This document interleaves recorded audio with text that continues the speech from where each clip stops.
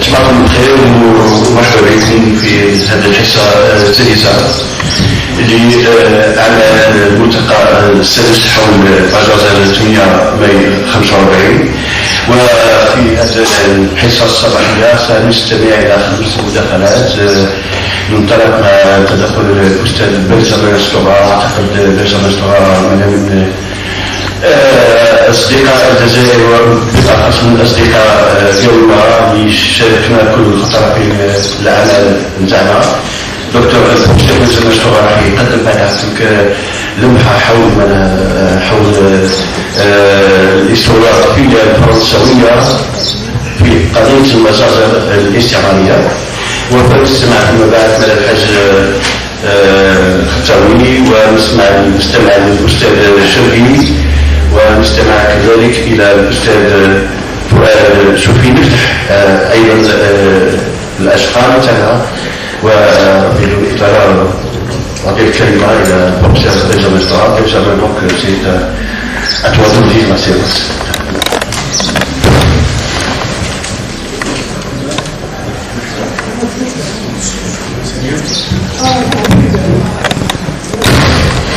Bien, merci beaucoup, bonjour, je suis très heureux d'être à nouveau à Guelma, donc un an après, pour ce colloque, cette rencontre autour des massacres du 8 mai 1945. Moi je ferai une intervention de réflexion sur la façon dont cet événement a été traité en France et comment il est revenu en France dans les mémoires françaises, revenu difficilement en France. Donc ce sera plus une interrogation de réflexion qu'une intervention classique, disons, sur le plan de la recherche historique, notamment des archives. Je crois qu'hier, un certain nombre de collègues sont déjà intervenus sur ces questions d'archives, donc je ne reviendrai pas là-dessus, mais ce sera plus des réflexions sur cet événement. Alors d'abord, ce qu'on peut dire, c'est qu'en France, les massacres du 8 mai 45 dans la région Sétif, Gallimard-Khanata ont été très peu connus pendant très longtemps. Très peu connus, très peu travaillés, très peu analysés, donc très peu diffusés, dans la mesure où ces massacres mettaient en cause directement la responsabilité de l'État français en 1945, au plus haut niveau de la responsabilité de cet État, et puis aussi et surtout parce que quelques années plus tard a commencé la guerre d'indépendance algérienne en 1954, et on peut expliquer, on peut dire presque que cette guerre d'indépendance a recouvert l'événement du 8 mai 45, alors que bien entendu il est dévié. Ce qui signifie que lorsque cette guerre d'indépendance a commencé en 54-55, en France, ça a été comme une sorte d'étonnement, de coup de tonnerre, parce qu'on n'avait pas analysé en fait ce qui s'était passé 10 ans auparavant à Sétif et Gallimard. Donc de ce fait, l'événement guerre, la séquence guerre apparaissait comme incompréhensible, comme une sorte de coup de tonnerre dans un ciel serein, alors que bien entendu cette guerre d'indépendance, notamment, avait commencé à partir de mai 45, à partir de ce qui s'était passé, sur lequel on reviendra certainement. Donc en France, cette question de 1945 a disparu pendant très longtemps, à la fois de la presse, des manuels scolaires, des représentations médiatiques, etc. Mais l'événement n'est revenu qu'à la faveur de plusieurs éléments. D'abord, l'événement de mai 45 est revenu en France parce qu'est revenu d'abord la question de la guerre, la séquence de la guerre. C'est la guerre d'indépendance algérienne qui a fait revenir, à mon avis, la séquence sur Sétif et Gallimard.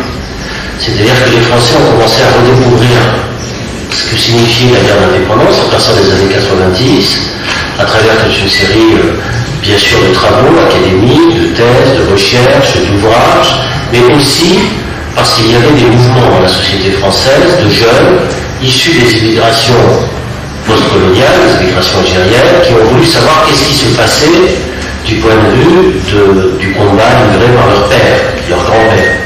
Et c'est à partir de ce moment-là que dans le mouvement de recherche de la jeunesse en France, de la jeunesse issue de l'immigration algérienne, qu'on a commencé à s'interroger sur la guerre, ce qu'on appelle la guerre d'Algérie en France. Donc les interrogations sur la guerre d'Algérie dans les années 90 ont conduit à réviser, à reconstruire cet événement, et donc à partir de là à comprendre l'origine, disons, de cet événement, donc la genèse de cet événement, qui était donc les massacres de ces types événements. Donc c'est à partir de la guerre, de la séquence guerre, qu'on a commencé à redécouvrir, à remettre en perspective qu'est-ce qui s'était passé du point de vue à la fois du nationalisme algérien, à la fois de la question coloniale, etc. Le second aspect, à mon avis, qui est très important, et qu'il faut aussi analyser sur ce retour général, c'est le retour de ce qu'on pourrait appeler la question coloniale. La question coloniale, on pensait qu'elle était réglée dans les années 60, 70, parce qu'il y avait eu le passage aux indépendances politiques. Le passage aux indépendances politiques dans les années 60 faisait qu'on avait le sentiment d'une fin de la question coloniale. La question coloniale semblait appartenir au passé. C'était une question réglée, une question dépassée. Mais en fait, la question coloniale est revenue dans les années 90-2000 en rapport avec une autre notion qui, à mon avis, est celle de la notion d'empire. C'est-à-dire que la fin de l'Union soviétique, la fin de la division du monde en deux blocs antagonistes, a fait rediscuter la notion d'un empire unique centralisé. Donc la question de l'empire a fait revenir la question coloniale. Et cette question coloniale, c'est-à-dire en fait envahir d'autres pays, installer des systèmes de domination à l'intérieur de chacun des pays, etc. Bon, c'est ce qui s'est passé tout au long des années 90 jusqu'à la guerre d'Irak, en 2003. Et donc à partir de ce moment-là, la réflexion sur l'empire fait revenir la question coloniale. Et la question coloniale que l'on croyait dépassée, que l'on croyait réglée, disparue, etc., eh bien cette question est revenue dans les débats politiques, dans les débats publics, c'est-à-dire peut-on faire, entre guillemets, le bonheur des peuples contre leur gré, changer les équipes dirigeantes, installer des administrations étrangères, en fait réinstaller un système de type colonial.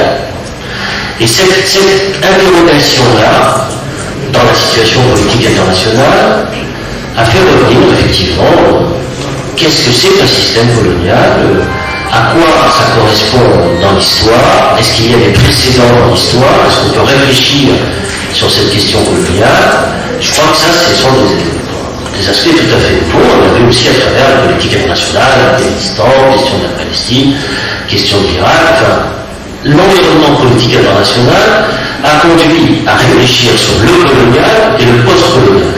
C'est-à-dire la question de la fin et le retour d'un système que l'on croyait disparu. Je crois que ça, cette question, elle est très importante parce que l'écriture de l'histoire, elle se fait toujours en fonction des enjeux du présent. L'écriture de l'histoire, elle se fait pas de manière abstraite. À mon avis, je vous donne ma position là. L'écriture de l'histoire, c'est toujours des mouvements de société, des désirs citoyens et aussi des questions de politique internationale, de politique nationale. Et c'est comme ça qu'on écrit l'histoire. Et je crois que ça, c'est un deuxième aspect de retour. La question de l'empire et de la question coloniale, le retour de la question coloniale, qui me paraît tout à fait important. Et puis enfin, il y a, disons, un aspect qui est revenu aussi, qui se discute et qui se débat pour avoir, disons, un point de vue plus élargi et plus important, c'est le problème du rapport à la violence. La question de la violence, quels sont les mécanismes de cette violence, et en particulier, à travers la question coloniale, est revenue l'interrogation sur les violences du système colonial. Et cette question des violences exercées par le système colonial ou autre est aussi une question nouvelle, une question qui est revenue, qui est une question importante, à travers, quand je dis les violences coloniales, il y a un colloque qui s'est tenu cette année à Paris, organisé à Jussieu, dont le thème était précisément les violences coloniales. C'est-à-dire comment, en fait, un système pouvait exister par la violence. Donc, quel est le type de violence? Et à partir de là, bien sûr, quand on dit des violences coloniales, il n'y a pas que le massacre de Sétif et Kéba, mais il y a eu, par exemple, à la même époque, le massacre de Madagascar, en 1947-1948, les massacres au Kenya dans les années 50, la révolte écrasée des Mao Mao, qui a été une révolte terrible, qui a été écrasée. Donc je prends ces exemples volontairement pour vous dire qu'il y a une façon d'installer le système colonial qui est synonyme d'installation aussi d'un système de violence anarchique, pourrait-on dire, et en même temps organisé.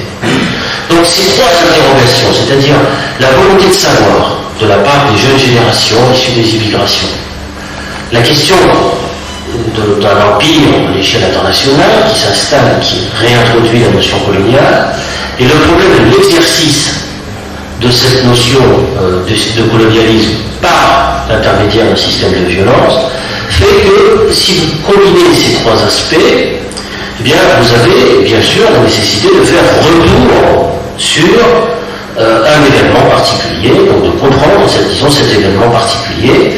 Donc depuis les années 2000, au début des années 2000, il était évident, il était logique que la recherche universitaire française revienne et naturellement s'interroge sur cette question des massacres de Sétif et Kéba. Et donc, en France, on a effectivement accompli un saut dans la recherche, dans la connaissance de cet événement, puisqu'en l'espace de quelques années, il y a eu plusieurs livres, plusieurs travaux universitaires en rapport avec cette conjoncture que je vous ai décrite rapidement. Alors on peut citer très rapidement, bien sûr, hier, il y a eu l'intervention de Jean-Louis Planche, qui a écrit un livre très important sur la tragédie de Sétif.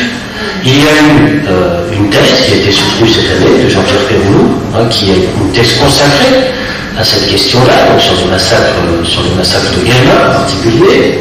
Il y a eu la sortie, il y a 2-3 ans, du livre de Anne Iret, de Zeiger, qui a aussi, bien sûr, contribué à comprendre davantage les mécanismes, disons, et les fabrications, les origines, les engrenages de ce massacre. Il y a eu le témoignage dont on a parlé l'année dernière de Marcel Régui, qui a sorti un livre d'un témoignage en disant voilà qu'est-ce qui s'était passé, les exactions notamment des milices européennes à Guelma, comment s'est opéré le massacre, etc. Bref, tous ces travaux ont été publiés en l'espace de 2 ou 3 ans seulement. C'est-à-dire qu'il y a eu, entre 2004, 2005 et aujourd'hui, 2008, il y a eu effectivement 3, 4, 5 travaux universitaires en France, livres importants, qui se sont cristallisés, qui ont émergé en même temps autour, disons, de cet événement qu'on considère de plus en plus comme un événement fondateur, en fait, de cette question de la guerre d'indépendance algérienne. C'est-à-dire que et donc il a fallu attendre pratiquement 60 ans d'histoire pour avoir, disons, cette émergence, cette origine historique qui émerge en rapport avec les mouvements dans la société, la politique internationale et la recherche académique. C'est un élément qui fait que nous avons toute une série maintenant de jeunes chercheurs qui s'intéressent à ce problème et qui considèrent que les histoires de colonialisme et de violence sont des histoires très importantes qui nous permettent de comprendre le monde d'aujourd'hui, et pas simplement un examen académique abstrait du passé. Qu'est-ce qui s'était passé? C'est vrai que c'est très important de savoir, mais il faut que ça nous serve pour comprendre le présent, déchiffrer le présent. Pour comprendre le présent d'aujourd'hui, ça me paraît tout à fait décisif. Donc voilà la conjoncture de réémergence de ce problème. Maintenant, ce qu'il faut voir, c'est les difficultés en France. En tout cas, j'ai centré mon propos sur la France. Je pourrais intervenir sur l'Algérie, bien sûr, aussi, sur la façon dont en Algérie, il y a eu aussi difficulté à faire émerger cette histoire.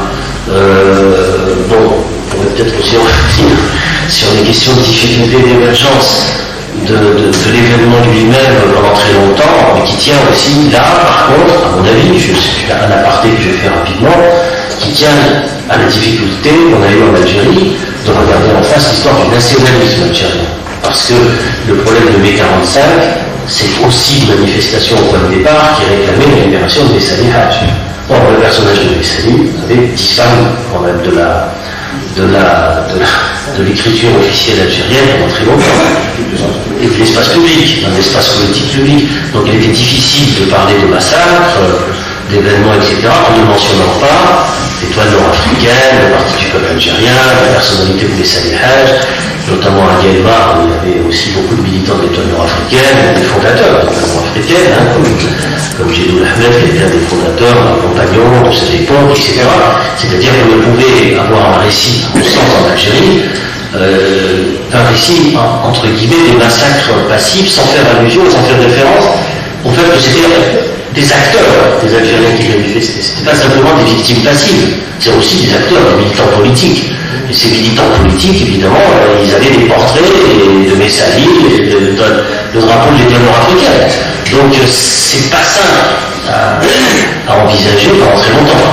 Donc le retour en Algérie de mai 45, dans la forme, disons, plus complexe, plus académique, plus historique, se fait aussi en rapport, cette fois-ci, avec le retour du nationalisme algérien, dans sa version complexifiée, non manichéenne, qui réintroduit des personnages historiques sur le devant de la scène, et c'est à ce moment-là, bien sûr, que l'événement lui aussi fait retour. Mais ça, c'est un aparté que je fais, je ne peux pas aborder, bien sûr, tous les aspects.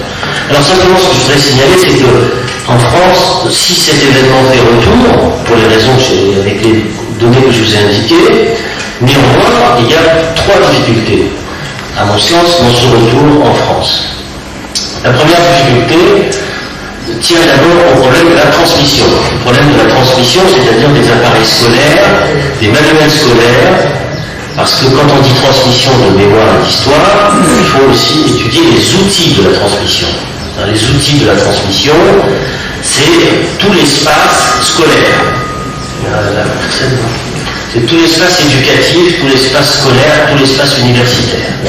Alors, dans l'espace scolaire, universitaire et académique, il faut savoir qu'en France, si on commence à parler effectivement de ces massacres, dans le manuel scolaire, c'est mentionné, néanmoins c'est un sujet qui ne tombe jamais au concours d'histoire. Ça ne tombe jamais dans les concours d'histoire. Le concours de CAPES, l'agrégation, etc. C'est un événement qui existe noyé ou à côté d'autres événements, mais qui n'existe pas dans sa singularité. C'est un événement qui existe, mais minimisé par rapport à la victoire contre le nazisme du 8 mai 45. C'est-à-dire qu'il existe dans une hiérarchie inférieure, comme hiérarchisation de l'événement. Donc il n'apparaît pas en tant que tel dans la transmission. Il n'est pas servi en tant que tel dans la transmission. Il n'est pas étudié en tant que tel. Et ça, c'est un problème de transmission scolaire, éducatif, universitaire, qui n'est pas le même. C'est-à-dire que c'est un événement parmi d'autres. C'est-à-dire qu'il est banalisé. Il n'est pas singularisé. Ce n'est pas un événement singularisé. Bon, ça, c'est un premier, à mon sens, disons, une première difficulté qu'il faut encore lever, qui n'est pas encore levée. C'est-à-dire faire descendre l'événement du savoir académique à celui de la transmission scolaire et universitaire. La seconde difficulté qui existe, c'est le problème de la représentation de l'événement. Parce qu'un événement aussi important que celui-là, qui a fait des milliers de morts, qui a été un événement fondateur, encore une fois, je ne détaille pas l'événement lui-même, mais la représentation qu'on peut en avoir, le problème de la représentation de l'événement est fondamental. Pour que l'événement existe, il faut qu'il soit représenté. Or, dans la représentation de l'événement, il y a une très grande faiblesse. Par exemple, dans la fiction française, au niveau de cet événement, on en parlait hier.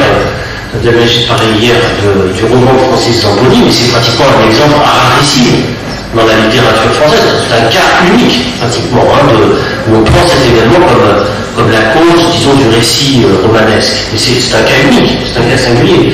Mais si on regarde le cinéma français, par exemple, il n'y a aucun film de fiction sur cet événement, ça n'existe pas.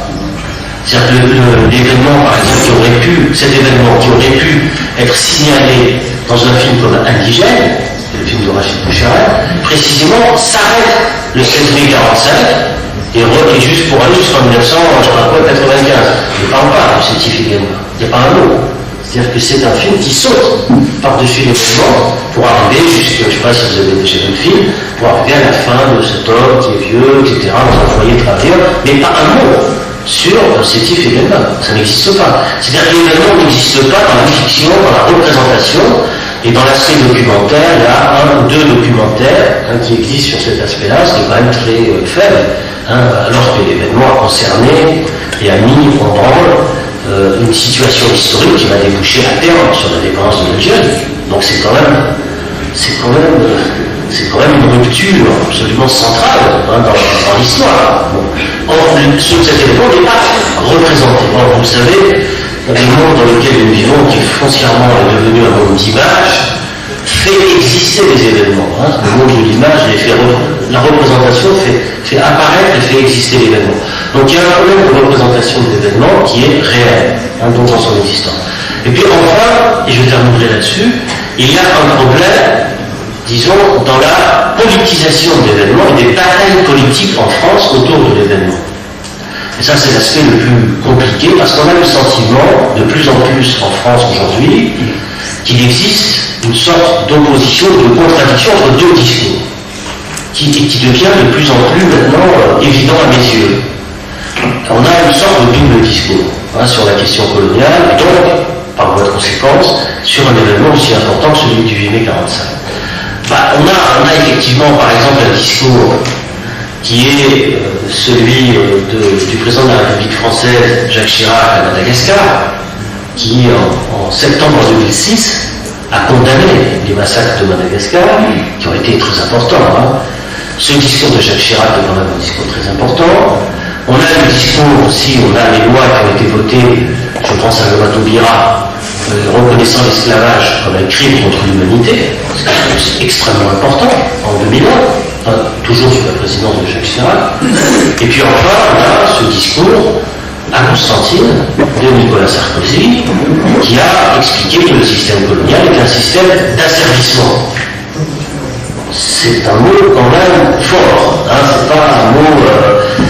c'est pas un mot innocent. Donc si vous prenez ces trois, je prends cet exemple, vous prenez ces trois attitudes, et puis bien sûr dernièrement, vous le savez, ici même à cette université, le discours de l'ambassadeur de France, M. Majolet, qui a expliqué que ce qui s'était passé était des massacres épouvantables, ce qui était quand même supérieur à ce qui avait été énoncé par l'ambassadeur précédent, qui avait parlé d'une tragédie simplement. Là, on est passé de la tragédie au massacre. Donc c'est quand même un seuil. Donc on a ce type de discours, ce type d'analyse, ce type de pratique depuis 4-5 ans dans l'espace politique, dans la sphère politique. Condamnation de Madagascar, condamnation de l'esclavage comme crime contre l'humanité, les massacres de Sétif et Belma. Bon. Et puis à côté de ça, à côté de ce discours-là, vous avez un autre discours. L'autre discours, c'est quoi? L'autre discours, c'est le discours de Dakar, qui dit que l'homme africain n'a pas d'histoire, n'est pas rentré dans l'histoire. Vous avez le discours de l'anti-repentance, c'est-à-dire nous n'avons rien fait, nous ne présenterons jamais d'excuses à personne, la France a apporté la civilisation au monde entier. C'est le discours de l'anti-repentance que tout le monde connaît, qui s'est développé la campagne électorale, la présidentielle française, qui est très important. Vous avez effectivement des stèles qui sont érigées en France, grosso modo pour expliquer que les partisans de l'Algérie française avaient eu raison de se battre, inaugurés par le secrétaire d'État aux anciens combattants. Et vous avez récemment le fait que les groupes d'anciens partisans de l'Algérie française ont ranimé officiellement la flamme du soldat inconnu sous l'Arc de Triomphe en France le 26 mars. Bon. Donc vous avez effectivement, autour de la question coloniale, deux types il faut bien le constater, il y a deux types d'attitudes. Il y a deux discours, il y a deux pratiques. On est bien obligé d'en arriver là. Il y a deux lignes de classe. C'est-à-dire qu'on a effectivement un discours peut-être qu'on peut tenir ici, et puis un discours qu'on peut tenir là-bas. Peut-être, je ne sais pas, il faut quand même aujourd'hui le dire. Il y a peut-être une dimension névrotique, effectivement, je n'ai pas envisagé cette question, mais il y a quand même un fossé abyssal entre un discours qui dit, grosso modo, le système colonial a servi l'homme, et de l'autre côté, un discours qui dit, nous n'avons apporté que la lumière au monde. Donc il faut choisir quand même un moment donné. Je veux dire, on ne peut pas, tous les 3 mois, je veux dire, avoir un discours. Pourquoi je dis ça? Parce que ce problème de double discours, de contradiction, etc., désoriente désoriente. Je veux dire, les populations qui ont vécu l'histoire coloniale, qui ont un vécu douloureux de cette histoire coloniale. C'est-à-dire, dans le fond, c'est le chaud et le froid qui se fait en permanence. C'est-à-dire, qui croire, quel discours à qui se fier, quel type de commémoration entrevoir, quel type d'écriture commune de l'histoire avoir, parce que c'est ça le problème à un moment donné. C'est-à-dire que si vous ne pouvez pas avoir des écritures communes d'histoire, si vous avez un tel fossé dans la lecture de l'histoire, j'allais presque dire non pas d'une rive à l'autre, mais à l'intérieur d'une même société politique. C'est-à-dire que là, c'est même pas une question d'une rive à l'autre, parce que très souvent, on dit qu'il y a un grand fossé entre les deux pays. Bon, mais là, il ne s'agit pas de fossé entre les deux pays, il s'agit du fossé à l'intérieur d'un même pays, c'est-à-dire d'un même discours, en fait. Bon. Donc, ce problème-là est très important, parce que l'écriture de l'histoire, quand même, est très tributaire, quelque part, aussi des impulsions qui sont données par les pouvoirs politiques. On ne peut pas croire, les historiens se battent bien sûr toujours, je terminerai là-dessus, se battent toujours pour préserver leur indépendance par rapport à l'État, se battent toujours pour essayer d'avoir le plus possible accès aux archives pour écrire cette histoire. Mais néanmoins, les historiens sont obligés de tenir compte, d'être tributaires aussi, des impulsions des pouvoirs politiques, des États. Or, aujourd'hui, cette indécision, je préfère parler plutôt d'indécision pour être diplomate, cette indécision, disons, dans le type de comportement à avoir, nous amène précisément à ce discours de l'ambassadeur de France à Yelma, qui est important, qui a été relayé, etc. Et le fait, disons, de ne pas en tant que tel reconnaître l'événement lui-même en France, dans l'espace public. En France, je parle de la France. Donc on est aujourd'hui dans cette phase d'attente, dans cette phase d'indécision. Mais il est évident que la seule façon de régler, de lever peut-être ce problème-là, ce sera effectivement d'entrevoir un travail en commun entre historiens français et algériens pour faire en sorte que les faits soient établis de manière définitive et empêcher que les négationnistes de l'histoire, lorsque les derniers témoins disparaîtront, parce que les témoins disparaissent tous un jour, ne diront pas qu'il ne s'est rien passé à Yelma ou il ne s'est rien passé à Sétif.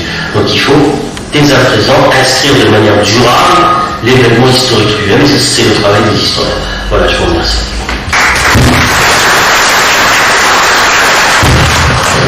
Merci, belle semaine, comme toujours très dense, et on retrouve